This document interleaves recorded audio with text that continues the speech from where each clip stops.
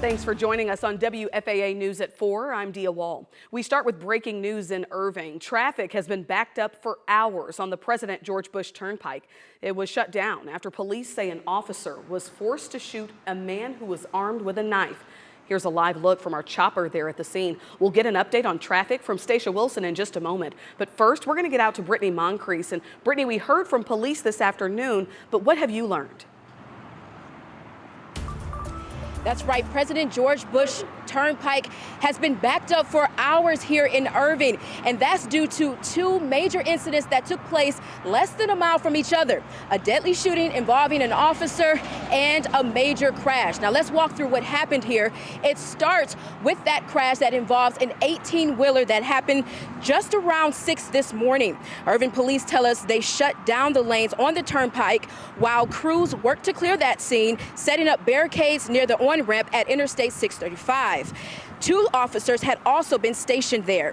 Then, around 11, officers say a driver speeding burst through those barricades. Those two officers chased that driver until they couldn't go any further because of the traffic, and that's when police say the suspect got out of the car holding a knife. Now, Irving Police Chief says the officer walked behind the driver trying to get the suspect to drop the knife, but then the suspect turned and started walking toward one of the officers, backing him up against a vehicle.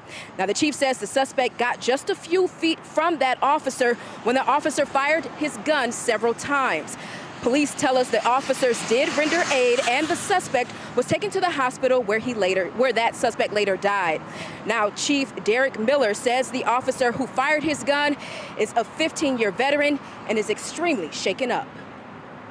Forced to do what no officer wants to have to do, is to use their service weapon in the course of their duties. As you can imagine, he's dealing with that right now. He's with family and friends, and we're working to get him on the other side of this.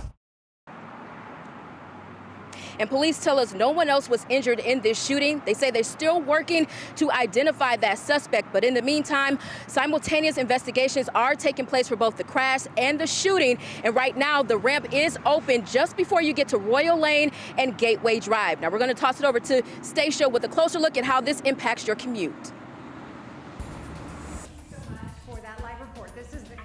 And just an area you want to avoid all day as a result of these incidents that we happened. First, the 18-wheeler that caught fire shortly after 5:30 this morning, and then the incident involving the officer-involved shooting. So you can see this backup is extensive. We're looking live with Chopper right now. And if you can still avoid this area, it's best to do so. I can also show you what it looks like kind of from the ground. You're not getting as close of a viewpoint as we had before, but we still have TxDOT cameras pretty close to this location. They're telling us to please avoid LBJ right there at 161. So that would be 161 southbound. And it looks like they still have those lanes blocked off, but then you can go ahead and get back on after you pass LBJ. So regardless, this is an area until they get all of this cleared out. As I mentioned before, you want to go ahead and avoid that. You can see the backup still pretty extensive. And then also just as far as an alternate route, if you need to head this direction, 635 westbound, and then you can go ahead and head south on Beltline. The southbound lanes, that's going to get you to 114. So we will let you know when all of this is cleared out. The rest of your roadways picking up, but really this is the biggest problem we had, again, starting with that 18-wheeler there early this morning. Here's a look at the rest of your map. We're going to let you know about anything that gets in your way. All right.